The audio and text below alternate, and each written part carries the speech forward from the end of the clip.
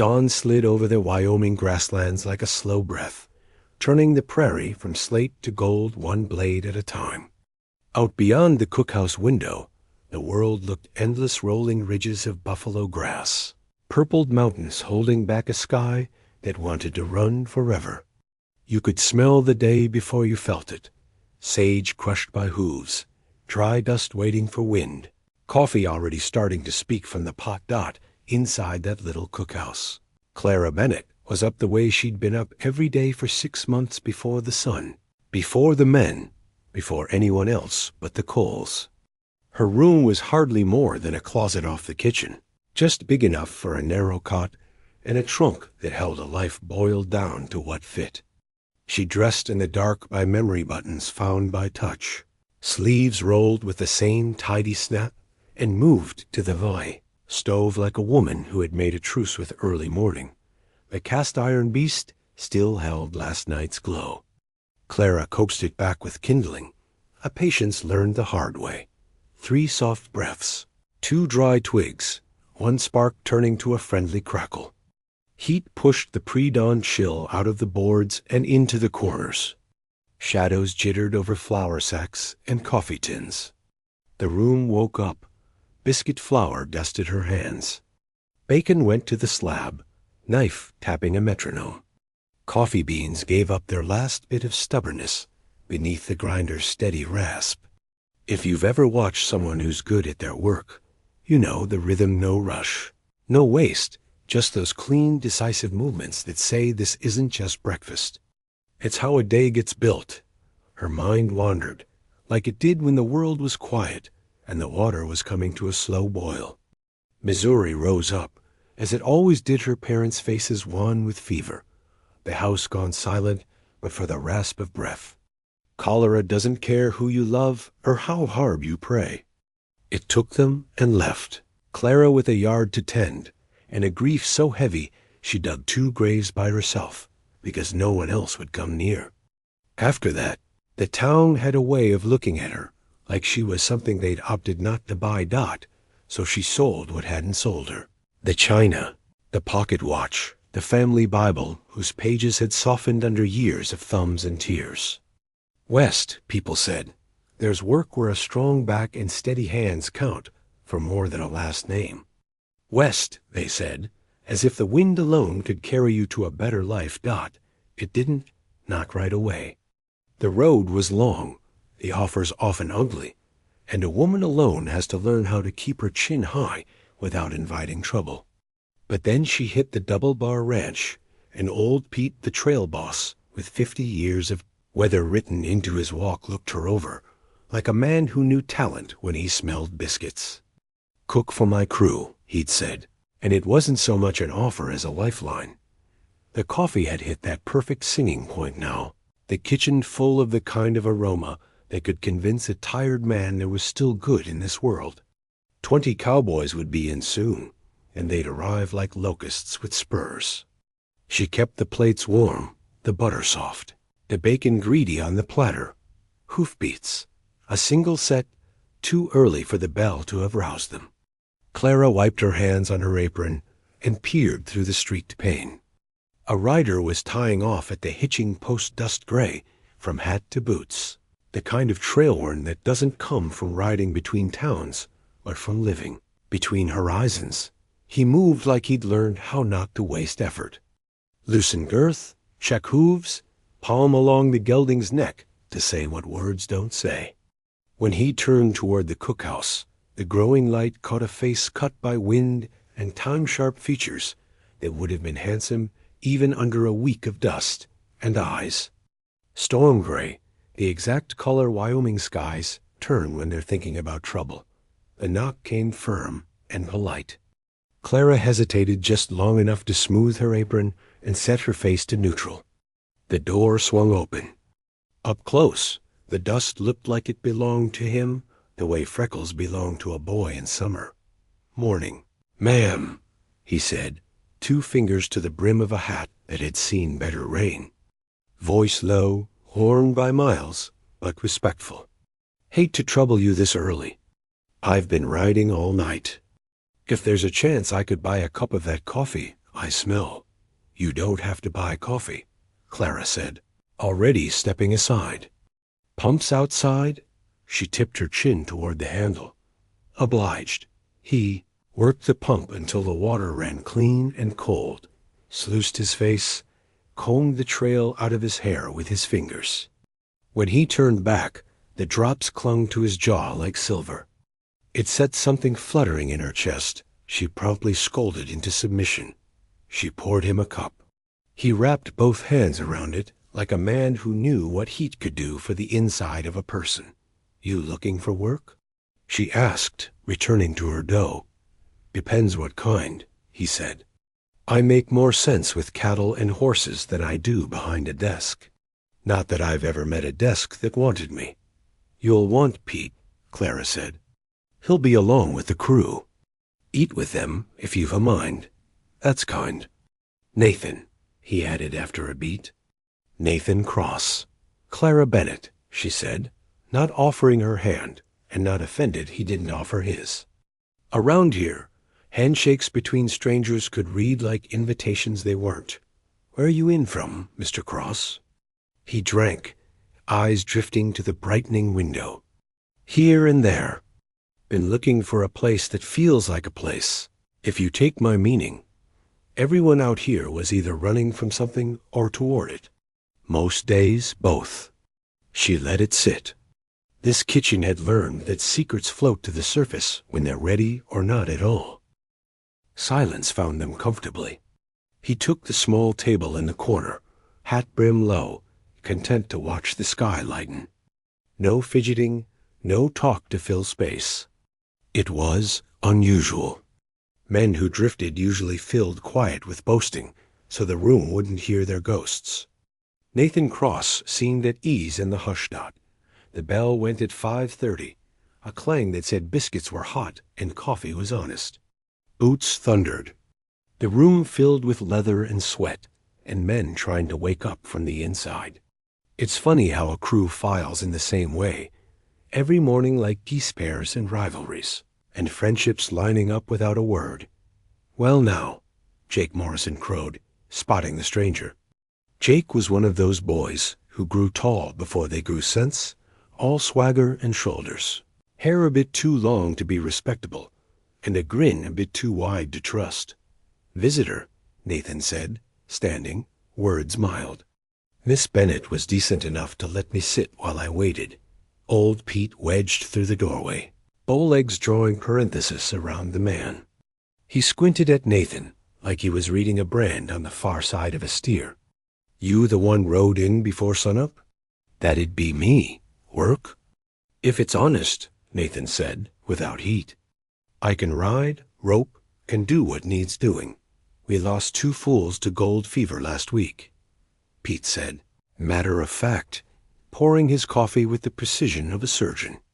$1 a day found. You bunk with the boys if you don't snore like the devil. Nathan's mouth tipped. I can't make promises about snoring, but the rest suits me fine. He didn't haggle, which told Clara something. A man who accepts $1 a day without blinking is either desperate, grateful, or understands the value of a start. Breakfast hit the table and vanished twice as fast. Clara kept the platters circulating, refilling mugs like she was plugged into a private spring. She didn't need to look to feel Nathan's gaze track her movements. Not the hungry kind she'd learned to cut off at the root, but the curious kind, the kind that watches a clock to understand time.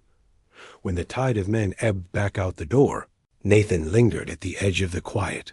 Fine meal, he said. Like the words were currency, he meant to spend respectfully. It's simple, she said, stacking plates. Out here? Simple's what feeds you. He nodded, looked toward the bunkhouse, then back at the small table, like he'd missed the quiet already. Mind if I take meals here when it doesn't put you out? He asked. I don't mind company, but I don't always need a crowd. That's up to Pete, she said. But I expect he won't begrudge a chair if you earn it.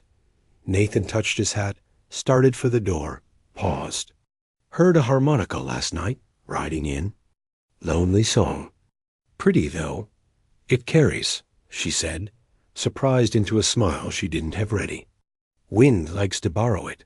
Seems right, he said, and left her with the dishes and a peculiar lightness under her ribs. The day came up hard. Heat rolled in early. Dust rose as if the herd had invited it. Clara loaded the chuck wagon for noon-cold biscuits with ham tucked inside, dried peaches, water as cold as the well would allow. From where she parked the wagon, she could watch the work become weathermen and horses moving like a flock, cutting yearlings out clean, dust hanging in ribbons where they'd just been. A commotion rippled at the eastern edge. Tommy Brennan, more grit than years, was trying to keep a skittish horse between himself and a bull with bad manners. The gelding popped onto two legs in the way that makes a mother pray, and maybe Tommy did, because the next thing she saw was Nathan sliding his bay into the space, rope loose in his hand like he was part of the horse, not on it. The bull thought better. Trouble dissolved. "That new fella's got iron in him," Marcus Jefferson said, peering at the water barrel with a grin bright, even under powder-dry dust. Marcus was the Double Bar's only black cowhand, and one of its best earned. Not argued. "Looks that way," Clara said, aiming for even. "He spotted sign at Devil's Creek this morning," Marcus added, dropping his voice like you do when news doesn't want its name said too loud. Syed Shoshone hunting party, day old, 6 riders. Read it like a newspaper. You don't get that good by being just another hand. The wind changed, heat tilting up. Noon was called. Men moved as if pulled by magnets, every one of them storing up salt for the next run. Nathan hung back till the last plates had been claimed, then took his shade on the ground, cross-legged, calm enough that the heat seemed to fold around him instead of buckle him. "You did good with Tommy," Clara said, setting a canteen close with more gentleness than she meant to show. "Boy's green," Nathan said. "Green ain't a sin. Time fixes it. Not every man would have stepped in." He shrugged like it weighed nothing. "Out here, it should be the default setting." Jake moseyed over, fingers hooked in his belt like he'd hung the sky on it. "Fancy riding," he said, testing, a smile that didn't reach his eyes. "Where'd you learn that?" "Here and there," Nathan said, not looking up. "That your best answer? That your best question?" Nathan asked, and the words were easy, but a wire twanged underneath. "Jake," Pete barked across the dust, not bothering to face him. "Save your mouth and spend your hands. Cattle won't sort themselves." Jake swallowed something and spit the rest into the dirt. He threw Nathan a look that promised rain later and stomped off. Nathan didn't watch him go. He finished his biscuit like a man who refused to let another man season his lunch. The afternoon stretched thin, heat making every sound a little slower. By the time Clara was back in the kitchen, evening had started making its soft suggestions cooler air, long shadows, a sky thinking violet thoughts. She was pulling cornbread from the oven when the harmonica found the window. Low, not a show-off tune, the kind a person plays with their eyes closed and their past open. She stepped to the door. There he was on a crate by the corral, head bowed, hands cupped around the little instrument, like he was warming it, and it was warming him. "Back, that's pretty," she said when the last note decided to hang around anyway. "My mother used to hum it," he said without surprise, tucking the harmonica away. "Long time ago. Cholera took her when I was a kid. There are certain words that turn strangers into something else." "Mine too," Clara said, and it was like the space between them just thinned. No thunderclap, no violins, just two people holding the same shape of absence. "Supper in an hour," she managed, "because a kitchen demands you keep choosing the next right thing." He touched his hat. "Wouldn't miss it." The men ate quieter that night. Long heat will sand down jokes. Nathan took the end seat, the way a man does when he wants to see the doors and let everyone else forget his existence. "It didn't work." You could feel how the crew had started to aim around him, leaving him space, glancing over for a read. The way people do around a hand who knows where the edges are. Clara was elbow deep in dishwater when Pete stepped through, hat in hand like he'd borrowed manners for the occasion. "Fine meal," he said, clearing his throat into his fist.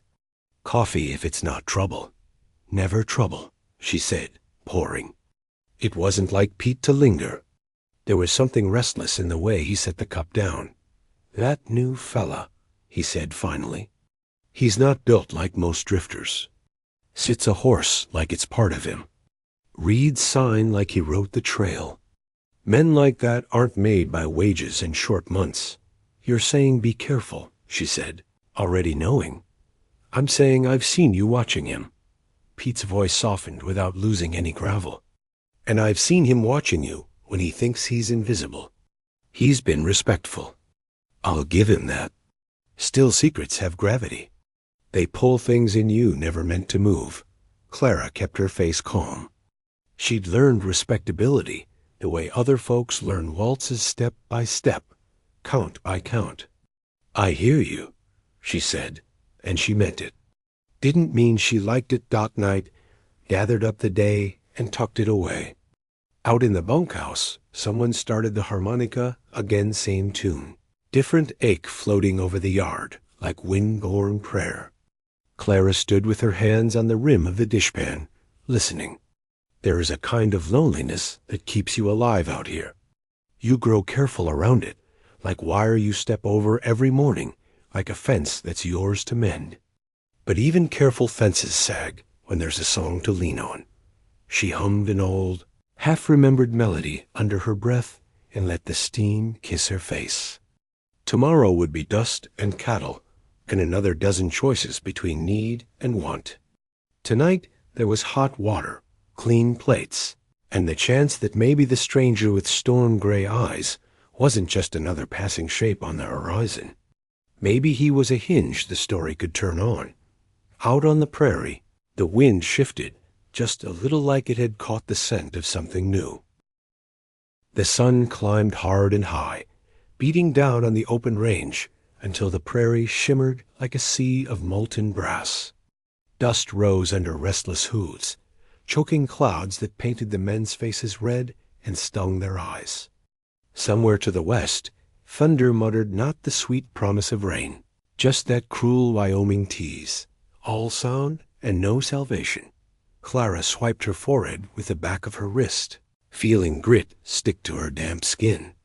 She was busy at the chuck wagon, loading up baskets of cold biscuits stuffed with ham, strips of dried fruit wrapped in oilcloth, and the most precious cargo of all, water.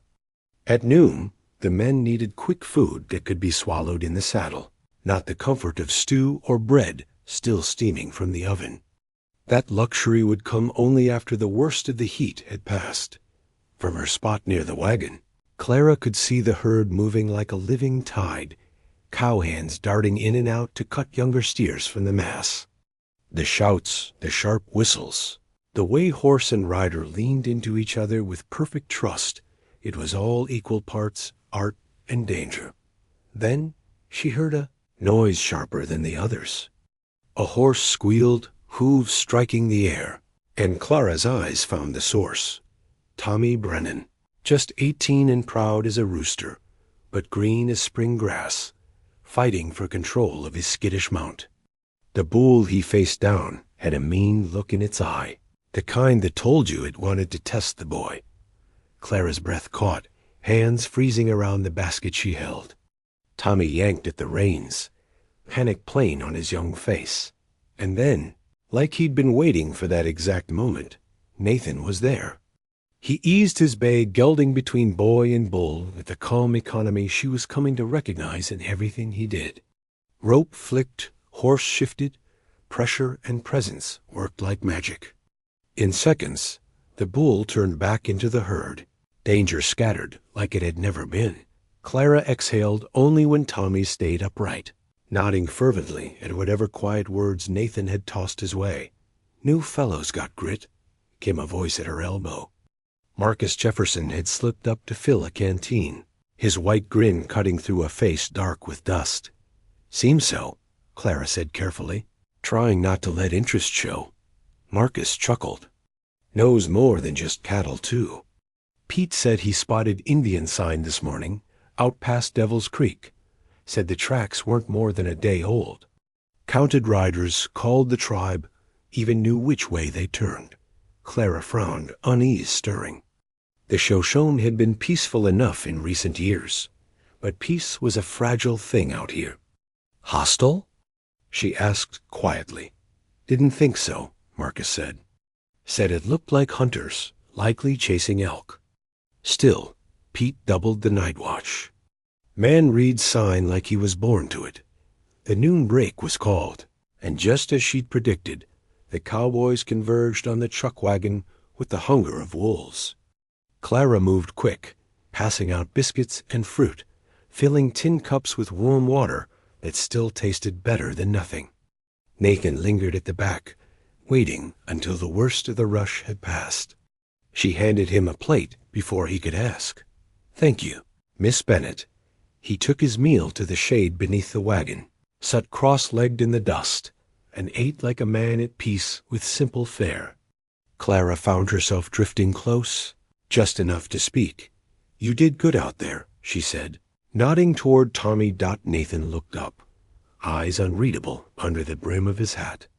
"Boy just needs time in the saddle. He'll learn. Not every man would have risked himself for a greenhorn." "Weren't much risk," Nathan said after a swallow. "We look out for each other? That's the way it has to be." Clara wanted to press, wanted to ask where he'd learned to ride so clean, to rope so fast, to read the land like scripture. But before she could, Jake Morrison swaggered over, spurs jangling. "Well now," Jake drawled, thumbs hooked in his belt. "That was some fancy work, Cross. Where'd you pick up tricks like that?" "Here and there," Nathan replied evenly, not rising to the bait. Jake's grin sharpened. "Not much of an answer. Not much of a question," Nathan said, still focused on his plate. Clara saw Jake's face darken. Pride pricked like a balloon. Trouble was brewing. But before Jake could spit the words burning his tongue, Pete's voice cracked across the camp. "Morrison, quit jawing and get back to the herd. Those cattle won't sort themselves." Jake shot Nathan a glare that promised more later, then stalked off. Nathan didn't so much as glance after him, but Clara saw it, the faint tightening in his shoulders, the way his hand stayed a little too near where a gun would hang if he'd been wearing one. The afternoon dragged on. Heat pressed down like a weight, and the land gave no mercy. Clouds piled on the horizon, black and heavy, but carried only thunder that mocked. By the time Clara was back at the ranch, stirring stew and pulling cornbread from the oven, she felt worn down to her bones. Then she heard it, the soft, lonesome cry of a harmonica floating through the dusk. It drew her to the doorway. Nathan sat on a crate near the corral, head bowed, hands cupped around the small instrument. The tune was low and aching, a song that spoke of distances too wide and nights too long. Clara stood listening until the music faded. "Pretty," she said softly. Nathan looked up, unsurprised. "My mother used to sing it. Long time ago. Cholera took her when I was a boy." Clara felt her chest tighten. "Mine too. 3 years now." They held each other's gaze, the silence filled with the weight of shared loss. Then Nathan tucked the harmonica into his pocket, rose, and tipped his hat. "I should see to my horse. Supper soon, I reckon." "Yes," Clara managed. That night, supper was quiet, the men too tired to spar. Nathan sat at his end of the table, and Clara noticed how the others were already beginning to carve out space around him, small nods of respect, deference in their tone. Jake glared, but even Jake's pride couldn't shift the tide already turning. When the dishes were stacked, and Clara thought the day finally done, Pete came into her kitchen. He lingered in the doorway, hat in hand. "That was a fine meal," he said, awkward as though the words were heavier than the plate he usually carried. "Coffee?" she offered. He nodded, and when he'd had a sip, he leaned against the wall. "That new man, Cross. He's different. Knows too much. Sees too much. Sits a horse too good. That's not the kind of learning you pick up punching cattle." Clara kept her expression neutral. "What are you saying?" Pete rubbed his jaw. Eyes narrowed. "I'm saying be careful. I've seen the way you watch him, and the way he watches you when he thinks no one notices. He's been respectful, I'll grant. But men with secrets? They can be dangerous." Clara felt heat rise in her cheeks, but held his gaze. "Mr. Cross has done nothing wrong." "Not yet," Pete said. He drained the last of his coffee, set the cup down with a thud. "Just be careful. You're under my protection here, and I take that seriously."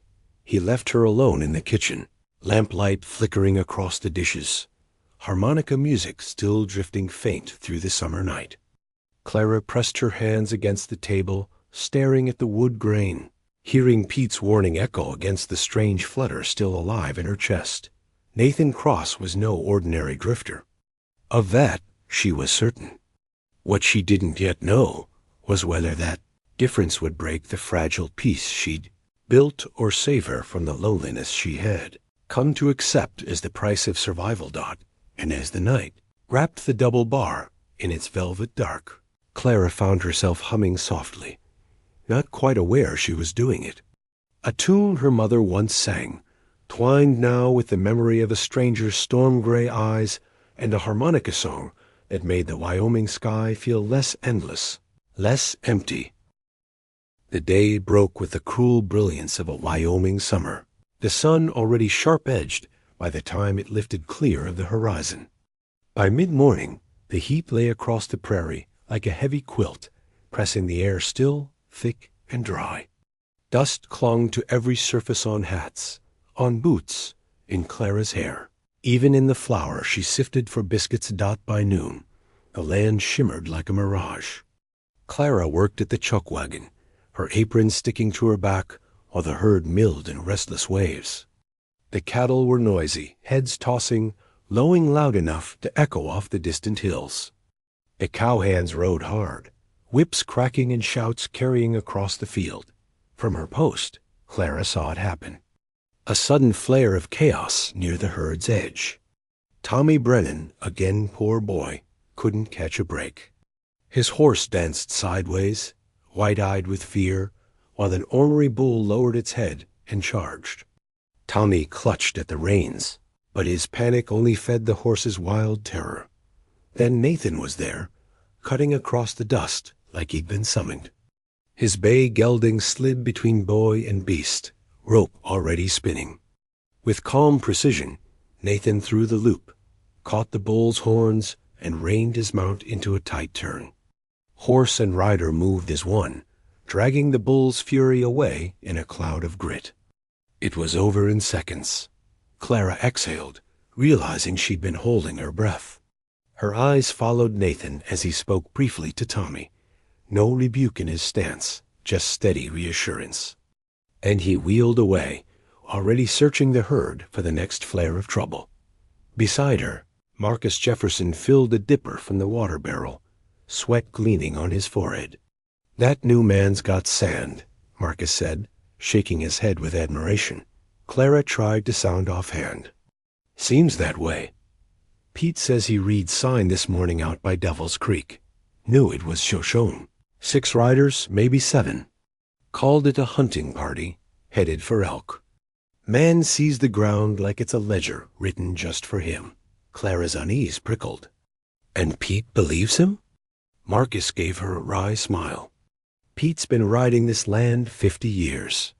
Doesn't put much stock in drifters. But this one, well, Pete's listening." Before Clara could reply, the call went up for noon break. The men swarmed the chuck wagon like bees, loud with hunger and sweat. Clara passed out biscuits and fruit, her hands moving quick. Nathan hung back until the worst of the rush was over, and stepped forward quietly. She handed him a plate without being asked. "Thank you, Miss Bennet. You did good out there," she said before she could stop herself. "With Tommy, I mean."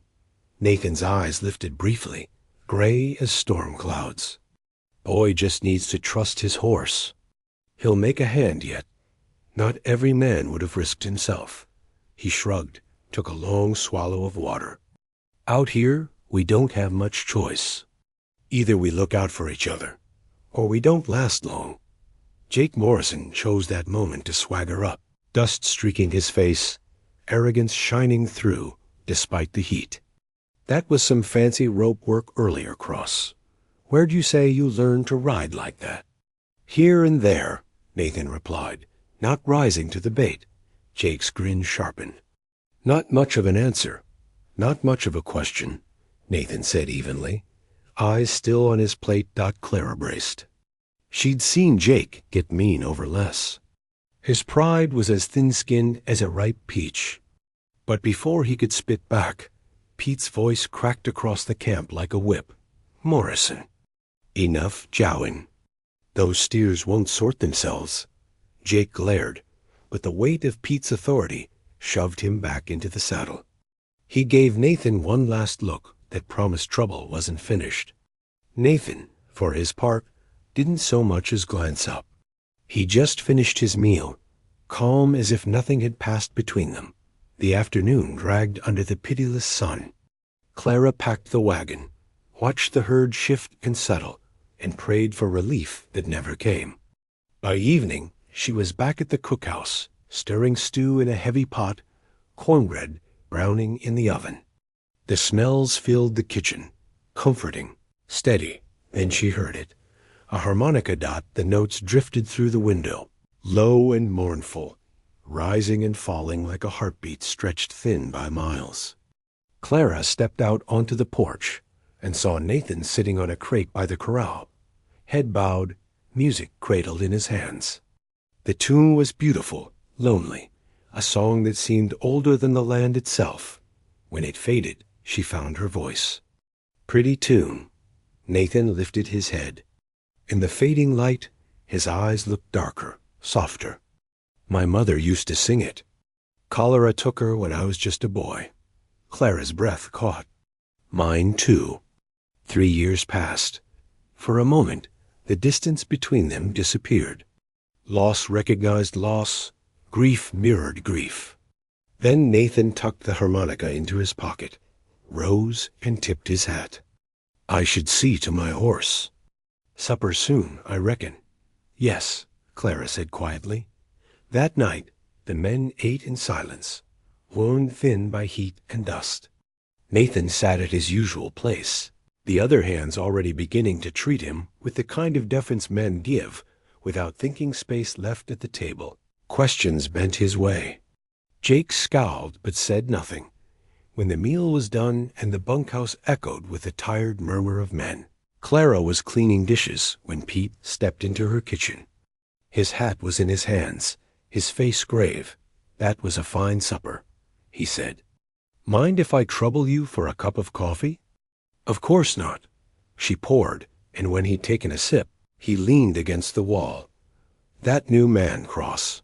He's not like the others. Sits a horse too easy. Reads sign too clean. That's not learning you get chasing cattle for wages." Clara kept her eyes steady on the dishes. "What are you saying?" "I'm saying be careful." Pete's voice softened, though the gravel never left it. "I've seen the way you look at him, and the way he looks at you when he thinks no one's watching. He's been respectful. I'll grant him that. But men with secrets, they can drag trouble behind them like a dust storm." Clara bristled, but kept her tone even. "Mr. Cross has done nothing wrong." "Not yet." Pete drained his cup, set it down with finality. "You're under my protection here, Miss Clara. I take that serious. Just mind your step." When he left, the kitchen felt too quiet. Clara stood still, the harmonica's lonely tune still echoing in her mind, and wondered whether Pete was right, or whether this was the first time in years her heart had stirred. and she wasn't ready to let fear snuff it out. Outside, the harmonica began again. Clara closed her eyes, listening. And though she told herself it was just music on the night wind, she couldn't deny the way it reached her, like a hand held out in the dark. The sky that afternoon turned the color of tarnished brass, a sickly yellow-green that made the horses toss their heads and stamp nervously in their stalls. Clara had seen that hue before. Twice. Both times it had ended in trouble. She tied down the cookhouse shutters, her hands moving briskly, even as her stomach twisted into knots. Storm coming? Pete's voice carried across the yard, sharp with urgency. All hands. Get those horses inside. The still air snapped alive.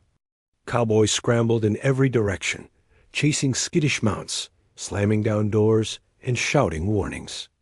Within minutes, the wind whipped from calm to howling fury, carrying stinging dust that cut its skin like knives. The temperature plummeted 20 degrees in less than half as many seconds. Clara pressed her palms against the kitchen window. Dust blotted out the world, the ranch swallowed in a wall of rolling brown. Men shouted, half lost in the roar, struggling to drag wagons and tools into shelter before the storm chewed them up. Nathan's voice carried above the chaos, steady, commanding. Everyone inside. Marcus, this way. Drive them toward the barn. Clara spotted him helping Marcus shove the last of the horses inside. His own frame braced against the screaming gale. This is going to be a bad one, he called, shielding his face with one arm. Clara threw open the cookhouse door. In here, there's more room than the bunkhouse. One by one, men stumbled in, hacking and coughing, their faces caked with dust. Clara handed out wet cloths so they could breathe easier, then turned to the stove, striking a match with steady fingers. If they were to be trapped for hours, she would at least see they had hot coffee to fight the misery. The wind shrieked like a living thing, rattling every loose board, forcing its way through cracks until the very air in the kitchen tasted of grit. Flames in the lamps flickered wildly, threatening to die.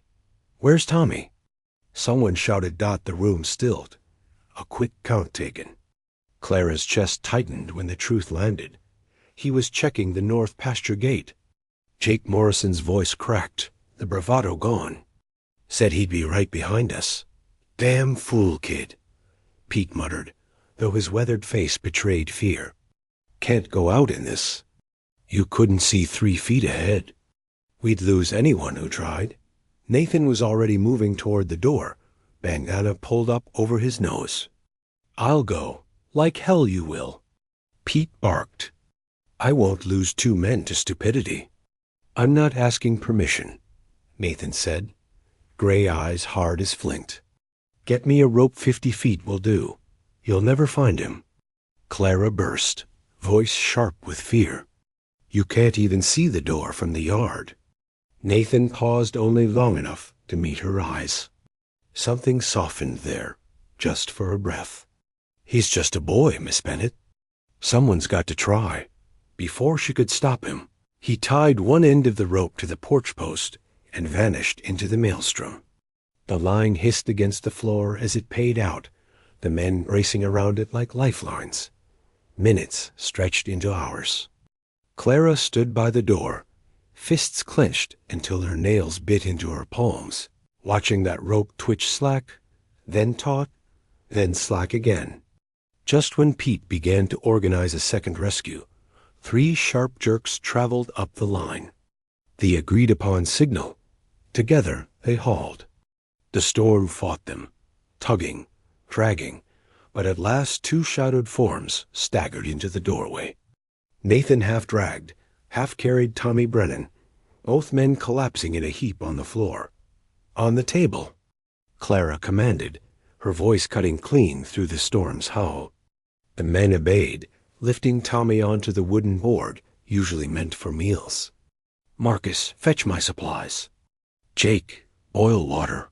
Move. She bent over Tommy, steady hands finding his breath, checking his pulse. His lungs rattled, thick with dust, and a gash split his forehead where debris had struck. "He'll live," she said, relief breaking through. "Needs stitching, and his lungs will clear with time." Only when Tommy was settled did she notice Nathan slumped against the wall, his skin raw and bleeding, rope burns carved into his palms. Without thinking, Clara went to him, kneeling close. "Let me see. I'm fine," he muttered. "No, you're not." She took his hands, ignoring his half-hearted resistance. Rope had cut deep, sand embedded in angry wounds. Her fingers were gentle, but her touch was firm. "If we don't clean these, they'll fester." Nathan endured her ministrations in silence, flinching only once when the carbolic stung. She worked quickly, binding each hand with clean cloth. When she glanced up, she caught his eyes. Pain etched there. Yes, but also something else. "Something raw. What possessed you to go out there?" she asked softly. "Someone had to. That's not an answer." He studied her face, and for a moment it seemed he might speak something deeper. His voice dropped. "When I was about Tommy's age, I got caught in a blizzard. Thought I'd die out there. Frozen, alone. But someone came for me. No reason to risk himself for a nobody kid. But he did. I swore I'd never forget it." Clara's hands stilled, her breath caught. "Who was he?" Nathan's jaw tightened. "A man who taught me we're all we've got out here. If we don't look out for each other, we're no better than animals." The storm raged on, hours grinding past in the howling dark. The men played cards, swapped stories, nursed wounds. Tommy stirred, embarrassed by the fuss, but grateful. Nathan stayed nearby, his presence calm, grounding Dot when the wind finally faltered. The silence felt just as heavy. They opened the door to a ranch yard, scoured raw corral gates blown down, shingles ripped free, dust piled in drifts. Nathan rose stiffly, favoring one leg. Clara moved to his side instinctively. "You're hurt. Just a scratch. Let me see." He hesitated, then relented. The graze along his thigh was deep, angry, already rimmed with infection. As she clinged and bounded, she noticed other scars, old, white, telling stories he hadn't shared. "This wasn't random," she said finally. Pete recognized some of those raiders. "But there's more, isn't there? Something about your past?" Nathan's gaze darkened, storm-gray eyes shuddering. "Maybe. I hope not. But maybe." Her hands lingered on his, unwilling to let go. "And help me understand. Whatever you're running from, you're not that man anymore." He reached up, brushed her cheek with calloused fingers. His voice broke low. "Someone trying to be better. Someone who should have never come here." "Don't say that," Clara whispered fiercely. "Don't you dare." Before he could answer, shouts outside shattered the moment. Part of the barn roof had gone, the men already scrambling to patch what could be saved. Nathan pushed to his feet, limping toward the door. Bravery and foolishness wear the same face. "Miss Bennet," he said over his shoulder. "The trick is knowing which is which." Clara stood in the lamplight, her heart pounding like she'd been the one out in the storm. The walls she'd built so carefully around herself, walls of work and caution, of dignity and distance, were cracking, crumbling under the weight of storm-gray eyes and a man who risked everything for a boy barely old enough to shave. The night settled heavy. The storm had passed, but Clara knew the true upheaval had only just begun. The storm had scoured the land raw. By morning, the prairie lay flattened beneath a brittle hush, the air carrying the sour tongue of wet dust and splintered wood. The barn roof sagged like a man knocked to his knees. Corral rails lay in ragged piles, posts torn loose, their roots gnawed by the wind. The men moved through the wreckage with a tired determination, mending what they could, hauling debris into rough piles. Clara kept the coffee strong and the meals steady, her own body aching, but her spirit refusing to give ground. A cookhouse had to stand like a heart-beating, dependable no matter what storms came tearing. Nathan worked among the others, though he limped with each step. He hauled timber, reset posts, never sparing himself, even when Clara saw pain flash across his face. She wanted to scold him, to demand he rest, but she bit her tongue. Pride was the currency men lived on out here, and Nathan Cross had enough pride to choke a canyon. Still, she slipped him an extra biscuit at dinner, buttered and warm. He accepted it without a word, but the look he gave her lingered long after the plate was empty. 2 nights later, the prairie gave back what it had been holding. Hooves thundered in the dark, cattle bawling in panic. Clara jolted awake to the sound low, rolling, urgent. A stampede, the bunkhouse emptied like a jar kicked over. Men poured into the night, half-dressed, grabbing saddles and ropes. Clara pulled on her boots, heart hammering, and ran to the yard. Lanterns bobbed like fireflies. Voices barked commands she couldn't make out over the din. Nathan was already in the saddle, bay gelding taut beneath him, both horse and rider alert, ready. Pete's voice cut sharp. "Circle M east. Don't let him hit the canyon." Clara stood frozen, watching the mass of cattle tear across the dark plain, the earth itself trembling beneath their weight. The danger was more than just losing stock. If the herd reached the canyon, they'd go over in a tumbling wave of death, taking horses and riders with them. Nathan spurred forward, cutting through the dark like a streak of flint. His lariat whistled once, twice, then snapped around a lead steer's horns. He pulled hard, his horse dancing sideways, forcing the massive beast to pivot. Slowly, agonizingly, the herd began to bend. Other riders flanked, shouting, waving hats, pushing the cattle into a wide arc away from the canyon rim. Clara could only watch, helpless, her hands clasped at her throat. Dust rose in choking clouds. The roar of hooves filled the world. Somewhere in the chaos, she heard a horse scream a high, tearing sound, and her heart lurched. She searched the swirl of dust until she spotted Nathan's bay, rider still firm in the saddle, forcing the herd to turn. Minutes stretched like hours, but at last the stampede slowed, the animal's fury spent. Men whooped hoarsely, waving hats in triumph. The herd milled in a wide, restless circle, but the danger had passed. Nathan emerged from the dust, hat gone, face streaked with sweat and grime, eyes lit with a fire that looked half relief, half defiance. Clara ran to meet him without thinking. "You could have been killed," she said, breathless.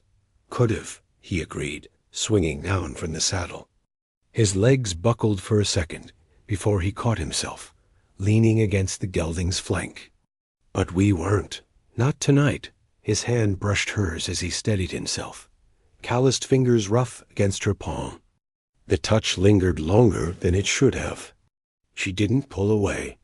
The men gathered around the fire after, their laughter ragged, born more of survival than joy. Jake Morrison, still flushed from the ride, tossed back a swig of whiskey. "Not bad, Cross, for a drifter." Nathan said nothing, only rubbed down his horse with slow, steady strokes. Jake scowled, as if silence itself was an insult. "You think you're better than the rest of us?" Nathan's voice came quiet, even. "I think we've all got a job. Tonight, we did it." Jake took a step closer, whiskey breath sour. "Don't talk down to me." Pete's voice cut through like a whip crack. "Enough. You'll get your fight some other day, Morrison. Tonight we thank God we're not digging graves." The men muttered agreement, and Jake slunk back, though his eyes stayed hard on Nathan.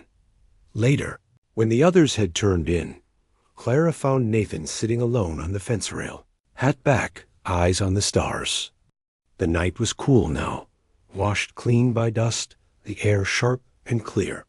"Couldn't sleep?" she asked softly. He glanced at her, then back at the sky. Not after a run like that. Too much noise left inside. She stepped closer, the silence between them more comfortable than it had any right to be. After a long moment, she asked, "Why do you carry yourself like a man waiting for trouble?" His jaw flexed, shadow cutting his face into something hard. "Because trouble has a way of finding me." She searched his profile. The strong line of his nose, the storm gray of his eyes turned silver in the moonlight. "And if it finds you here?" He was quiet so long she thought he wouldn't answer. Then, softly, "Then I pray it doesn't hurt the ones I've come to care about." Clara's breath caught. The night seemed to hold itself still.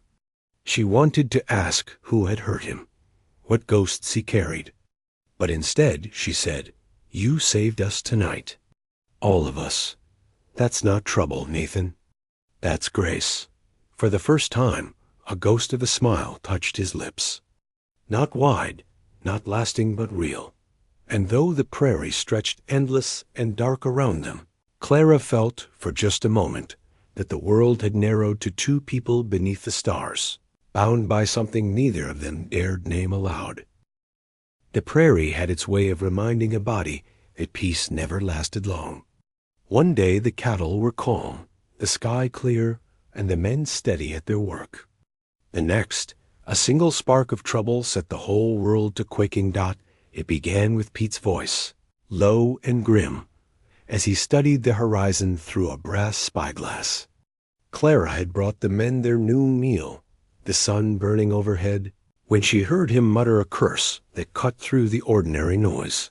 "What is it?" she asked, balancing a basket of biscuits in her arms. Pete lowered the glass, jaw tight. "Smoke. Too much of it." "That's no lightning fire." He spat into the dust, his eyes narrowing. "Riders, too. Dust trail says near a dozen, maybe more. Not ours." The words sank into the crew like a dropped stone into still water. Men stiffened, glancing toward the horizon. Jake Morrison swore under his breath. Marcus's hand went to the handle of his knife, though there was nothing yet to fight. Nathan stepped forward, calm as a man checking the weather. "You sure, Pete?" "Son, I've seen enough smoke in my years to know it ain't campfire." Pete's eyes flicked toward Nathan. "Question is, how'd you know to look that way?" "You were already watching east before I raised my glass." Nathan didn't answer right away. Clara saw the tension coil in him, subtle but sharp, like a rope pulled taut. Finally, he said, "Because I've been followed before." You learn to feel it. Silence rippled through the men. Questions hung in the heat, thick as flies. But no one asked him, not yet. Pete barked orders. "Get the herd tighter. No strays. Marcus, take 3 men and shore up the north fence. Jake, ride west, find out if they're just passing or aiming for us. The rest of you, stay sharp." The men scattered, dust kicking up beneath their boots. Clara stood frozen, the basket heavy in her hands. She met Nathan's eyes, stone gray and unflinching. He stepped closer, his voice pitched low. "If it comes to it, stay in the cookhouse. Lock the door. Don't open it for anyone you don't know." She bristled. "I can do more than hide. I don't doubt that," he said, softer now. "But I'd rest easier knowing you are safe." The earnestness in his voice disarmed her more than any command could. Before she could reply, Pete shouted his name, and Nathan was gone, swinging into the saddle like the horse had been waiting for the signal all along. The afternoon dragged heavy with tension. The men worked the herd into a tighter circle, every rider jumpy, every hoofbeat sounding like thunder. Clara kept the coffee pot on, though her hands trembled when she poured. The ranch yard felt less like home and more like a fort under siege. Toward evening, Jake returned, his horse lathered and eyes wide. "Not ranchers," he reported, voice ragged. "Not Shoshone either. White men. Rough lot. Guns bristling. They'll be here by nightfall. A curse rolled through the crew. Pete's face hardened. Rustlers. I'd bet my last dollar. And a mean-sized gang of them, too. The men looked to Pete for orders, but their eyes slid off into Nathan. He hadn't said a word, just leaned against the corral post, arms folded, face unreadable. Clara noticed how the others took their cues from him, anyway, watching the steadiness of his posture. Drawing strength from the calm he carried like armor. Pete snapped, "We'll meet and head on. Can't afford to lose the herd. Boys, load your rifles." The sun slid lower, blood red across the horizon. Clara felt every tick of the clock like a drumbeat in her chest. She found Nathan near the barn, checking his horse's cinch. "You've seen men like this before," she said. Not a question, an accusation. His hand stilled on the leather. He looked up at her, something unguarded flickering in his gaze. "Yes, I used to ride with him." The world seemed to tilt. "You? What?" "Not proud of it," he said quickly. "Years ago, I was young, angry, stupid. Thought the world owed me. They taught me how to shoot, how to fight, how to take. But they also taught me what kind of man I didn't want to be.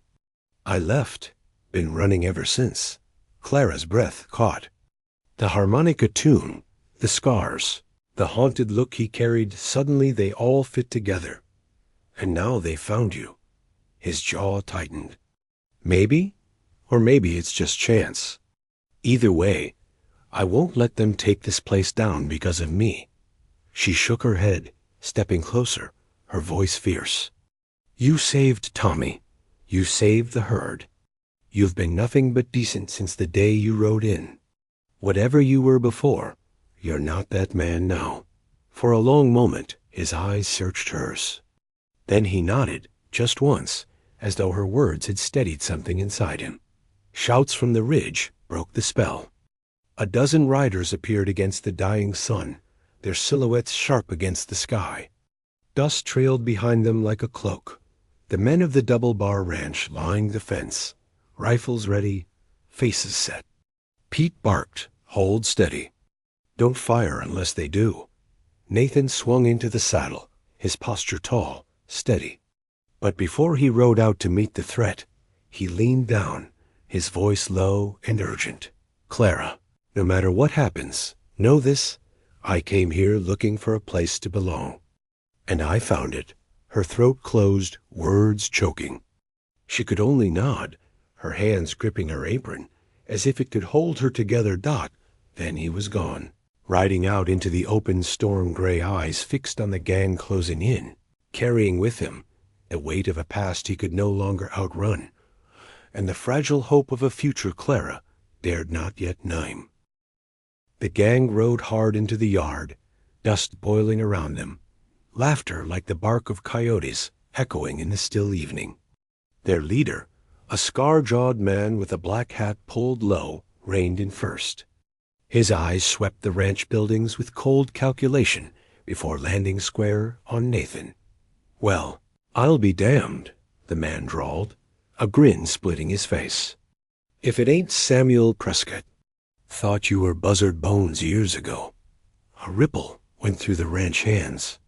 Clara, listening from the cookhouse doorway, felt her heart seize at the name. Samuel Prescott. The truth Pete had hinted at, now dragged into the open like a corpse in the noonday sun. Nathan didn't flinch.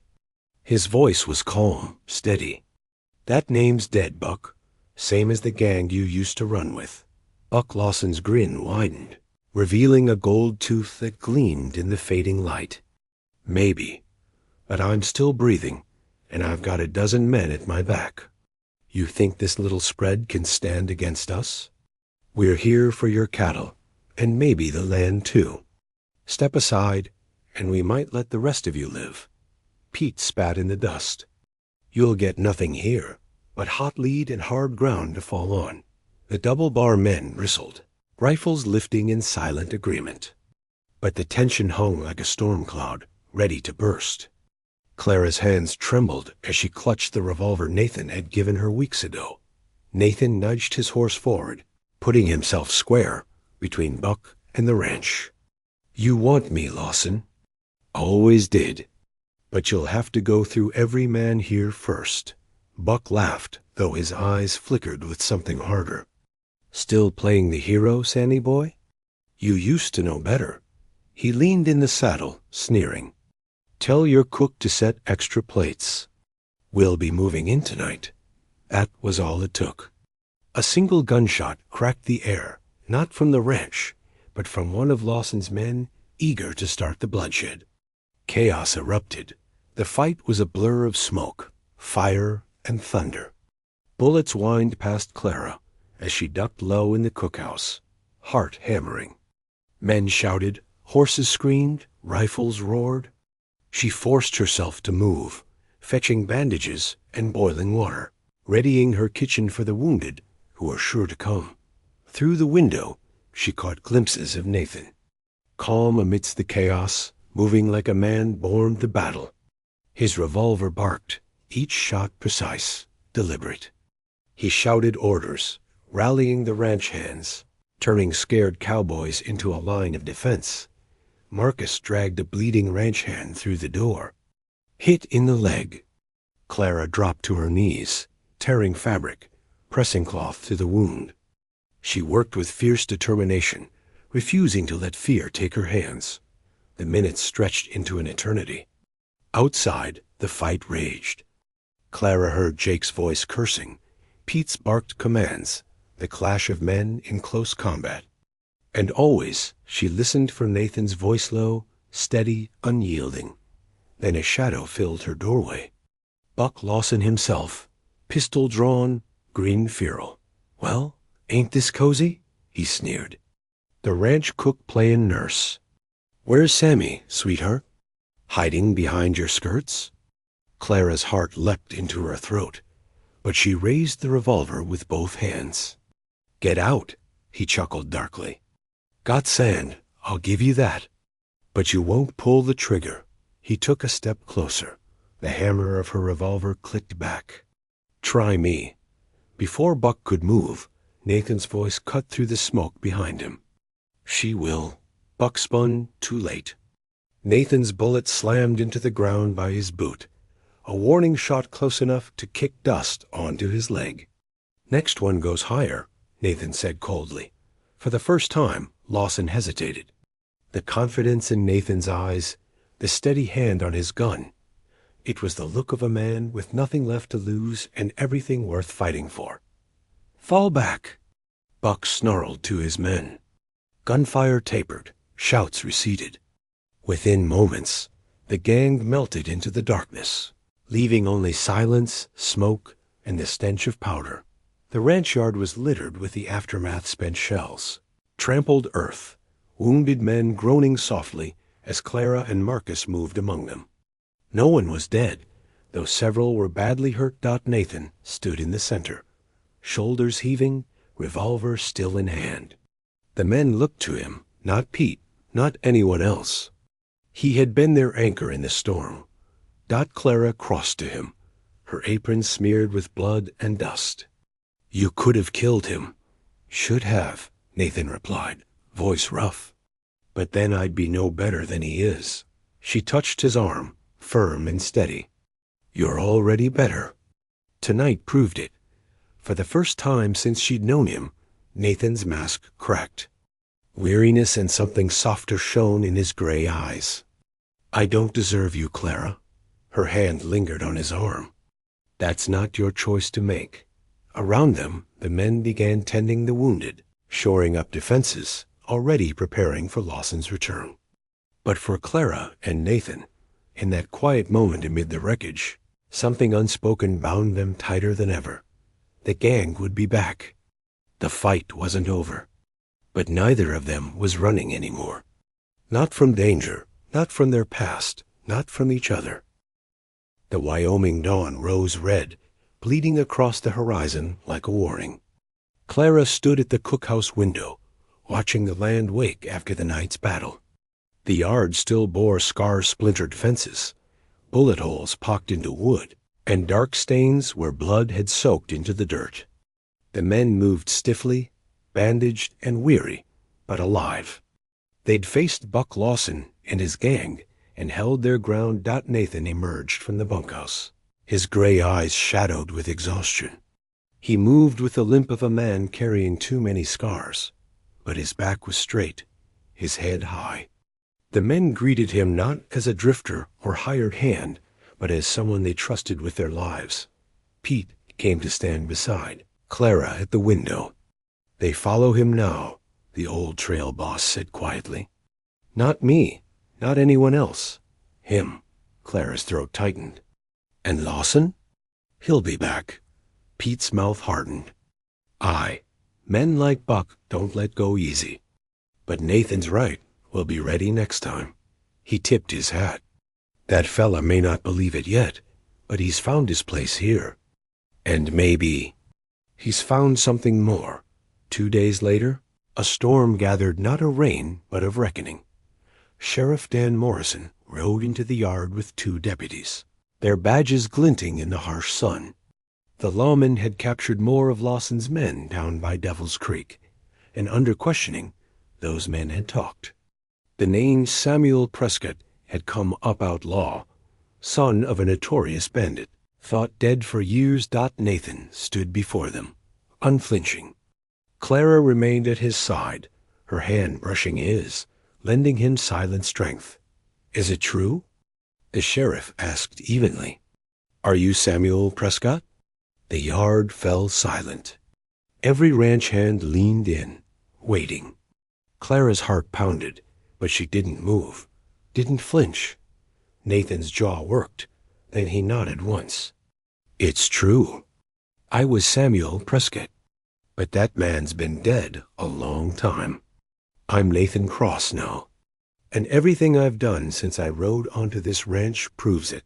The sheriff studied him for a long, weighty moment.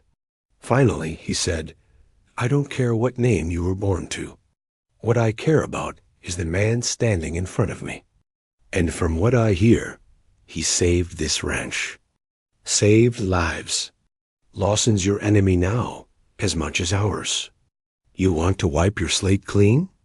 Help us bring him in." Nathan inclined his head. "You have my word," Clara exhaled, only then realizing she'd been holding her breath. That night, after the lawmen left with their prisoners, the ranch yard grew quiet again. Stars spilled across the Wyoming sky, endless and bright. Clara found Nathan at the corral, his harmonica in hand. He played softly, the notes carrying on the wind lonely at first, then shifting, warmer, as though hope had finally found its way into his song. She approached, shawl tight around her shoulders. "You didn't run." He lowered the harmonica, a half-smile tugging at his mouth. "I thought about it. Running's all I've ever known. But then I remembered what you said, that I'm not that man anymore. Maybe it's time I start believing it." Her heart swelled. "So what now?" Nathan stepped closer, his hand finding hers.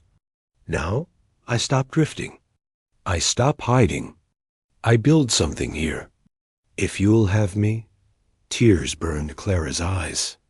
"Nathan Cross, I've had you since the morning you asked me for coffee." He pulled her into his arms, the kiss they shared beneath the stars fierce with promise. The scars of their pasts didn't vanish, but in that embrace they began to heal. Weeks passed. The ranch endured through hardship, through gossip from town, through the ever-present threat of Lawson's return. But life went on. Clara cooked, laughed, sang again as she worked. Nathan earned the men's loyalty, his quiet authority shaping the ranch into something stronger than before. One crisp autumn morning, the yard buzzed with celebration. A preacher had been fetched from Millbrook, and lanterns strung across the corral. Clara wore her mother's wedding dress, its simple lace mended with care. Nathan stood waiting, his suit plain, but his eyes alight with something she'd never seen in him before: peace. When the preacher pronounced them man and wife, the men of the double bar let out a cheer so loud it startled the cattle. Jake whooped, Marcus played his fiddle, and Pete wiped his eyes when he thought no one was looking. Clara and Nathan danced in the yard beneath the lanterns, laughter mixing with fiddle tunes and cowboy hollers. For the first time, Clara felt not like an orphan scraping by, but like a woman who had carved out a place in the world and found a partner strong enough to share it. Later, when the noise quieted and the stars reclaimed the sky, Clara and Nathan stood at the edge of the yard, hand in hand. The ranch stretched before them, its buildings weathered but strong, its fields touched with moonlight. "This is home," Clara whispered. Nathan pressed a kiss to her temple. "It's more than home. It's where I stopped running." She leaned into him, smiling through her tears. "And where I finally stopped being alone." Behind them, the Double Bar Ranch settled into peaceful silence, the wind carrying the scent of sage and wood smoke. Ahead lay trials, storms, and battles still to come. But they would face them together, cook and cowboy, orphan and outlaw, two hearts bound by a love strong enough to tame even the wildest frontier. Clara had once cooked for ranch hands, never knowing the handsome stranger would own not only the land beneath her feet, but her heart forever. And in Nathan's arms, she knew the greatest truth of all. Love, hard won and fiercely defended, was the West's truest treasure.